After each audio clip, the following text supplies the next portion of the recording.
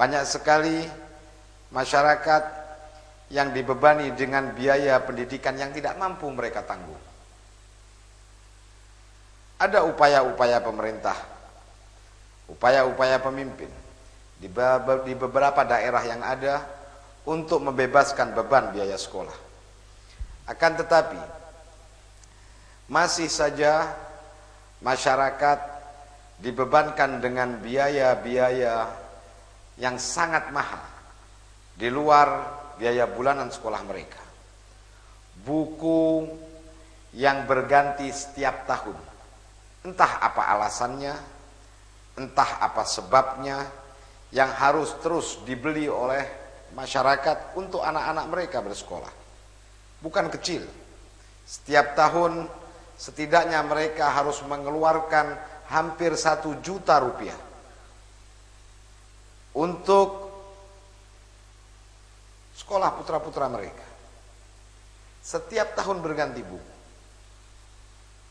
Tahun berikutnya buku yang baru lagi yang harus dibeli oleh mereka. Satu hal yang sangat aneh, satu hal yang mengherankan. Tapi wallahu a'lam, mungkin ada alasan-alasan para pemimpin atau ada tanggung jawab yang harus mereka selesaikan dengan orang-orang yang mendukung mereka sehingga mereka bisa memenangkan pemilihan tersebut. Inilah realitas. Inilah kenyataan yang nampak. Di mana di setiap tempat masih banyak masyarakat yang mengeluh. Banyak masyarakat yang tidak terpenuhi kebutuhan-kebutuhan mereka. Mereka tidak merasa diperhatikan. Mereka tidak merasa ditolong. Mereka tidak merasa didukung. Mereka menyangka bahwa para pemimpin yang telah memenangkan posisi dan memberikan janji-janji kehidupan yang lebih baik daripada sebelumnya tidak menyelesaikan dan tidak memenuhi harapan rakyat. Mungkin saja dikarenakan masyarakat ini orang-orang miskin yang mereka tinggal di rumah yang pengap, sehingga pengapnya rumah itu menjadikan mereka kesulitan untuk berpikir dengan jernih. Pengapnya rumah menjadikan mereka tidak bisa berpikir positif, sehingga mereka selalu bersangka buruk terhadap para pemimpinnya. Mungkin saja gizi yang buruk, makanan yang tidak cukup, menjadikan rakyat ini adalah bangsa yang bodoh, masyarakat yang tidak bisa berpikir dengan jernih, masyarakat yang tidak bisa memikirkan kepentingan-kepentingan yang bersifat global dan universal. Sementara para pemimpin, mungkin saja mereka terlalu banyak gizinya, terlalu banyak yang mereka makan, sehingga otak mereka menjadi licin, dan mereka mampu mendefinisikan kebenaran, keadilan, dan kesejahteraan menurut persepsi mereka.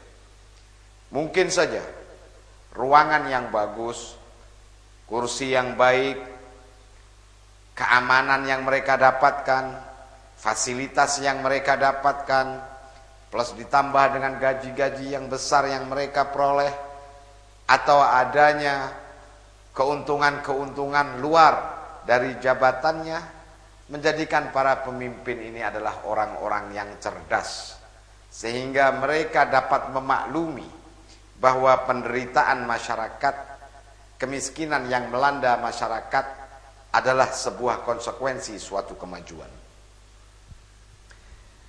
Para pemirsa yang dimuliakan Allah Subhanahu wa taala. Di awal saya sengaja menyampaikan firman Allah Subhanahu wa taala yang mengatakan wal asri innal insana lafi khusr.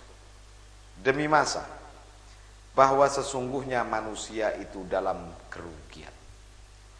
Illal ladzina amanu, kecuali orang yang beramal, wa amilus salihat, dan orang yang beramal soleh. Orang yang mengajak kepada kebenaran, orang yang mengajak dengan kebenaran, dan orang yang mengajak dengan kesabaran. Mereka orang yang beriman, orang yang saleh, yang mengajak kepada yang hak, yang mengajak dengan sabar adalah orang-orang yang tidak akan mendapatkan kerugian. Tentu saja kerugian yang dimaksudkan di sini bukan hanya kerugian dalam kehidupan akhirat. Kerugian yang dimaksudkan di sini adalah kerugian dalam kehidupan dunia dan kerugian dalam kehidupan akhirat.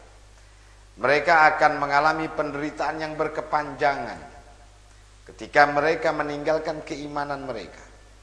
Mereka tidak beramal saleh. Mereka tidak membangun kebenaran. Mereka tidak membangun kesabaran. Penderitaan dalam kehidupan dunia, kekalahan, kezaliman yang melanda mereka, kemiskinan, kelaparan, kebodohan akan melanda mereka baik di dunia ataupun setelah mereka meninggalkan dunia ini. Mungkin saja ini merupakan salah satu konsekuensi di dalam sistem pemerintahan. Kita perlu mengetahui bahwa rakyat adalah salah satu kekuatan utama untuk tetap tegaknya suatu pemerintahan. Rakyat adalah unsur terpenting untuk tetap berjalannya sebuah sistem dalam satu pemerintahan. Hanya saja terkadang peran rakyat itu tidak berjalan sebagaimana mestinya. Atau sebaliknya, justru rakyat dijadikan alat untuk mencapai tujuan-tujuan tertentu. Kenapa kita mengatakan bahwa rakyat sebagai unsur terpenting dalam sebuah pemerintahan? Kita tahu bahwa tegaknya sebuah sistem dalam pemerintahan tidak akan pernah melepaskan, tidak pernah terlepas daripada kekuatan rakyat. Apabila rakyat tidak bersepakat atas suatu sistem, maka sistem itu sendiri tidak mungkin dilaksanakan. Dan ketika kita berbicara dalam bentuk sebuah pemerintahan, unsur lain selain unsur kekuatan rakyat, hal yang terpenting lainnya adalah unsur kepemimpinan. Adanya pemimpin atas suatu pemerintahan adalah sesuatu yang mutlak, sesuatu yang tidak mungkin ditinggalkan, dan sesuatu yang tidak mungkin dihilangkan untuk tetap tegaknya sebuah pemerintahan. Di dalam hal ini, sistem pemerintahan dalam menentukan kepemimpinan, terkadang pemimpin itu bersifat, sistem pemerintahan itu dia memiliki sifat teokrasi, di mana seluruh undang-undangnya, pemimpinnya ditetapkan oleh Sang Maha Pencipta, Allah Subhanahu wa Ta'ala. Aturan dan hukum serta siapa yang berhak untuk melaksanakan hukum tersebut, melaksanakan undang-undang, menegakkan undang-undang, mengarahkan masyarakat untuk patuh kepada aturan dan undang-undang adalah satu pribadi yang dipilih oleh Allah Subhanahu wa Ta'ala. Sedangkan yang lain adalah demokrasi, di mana masyarakat memiliki peranan aktif. Masyarakat memiliki peranan untuk menentukan siapa pemimpin mereka. Bahwa pilihan rakyatlah yang menentukan siapa yang seharusnya mereka pilih. Tentu saja masing-masing memiliki konsekuensi dalam sebuah sistem teokrasi, melazimkan adanya sebuah pemerintahan yang bersifat otoriter. Artinya bahwa rakyat tidak disertakan di dalam menentukan hukum, di dalam menentukan undang-undang. Kekuatan legislatif hanya kembali kepada aturan Tuhan,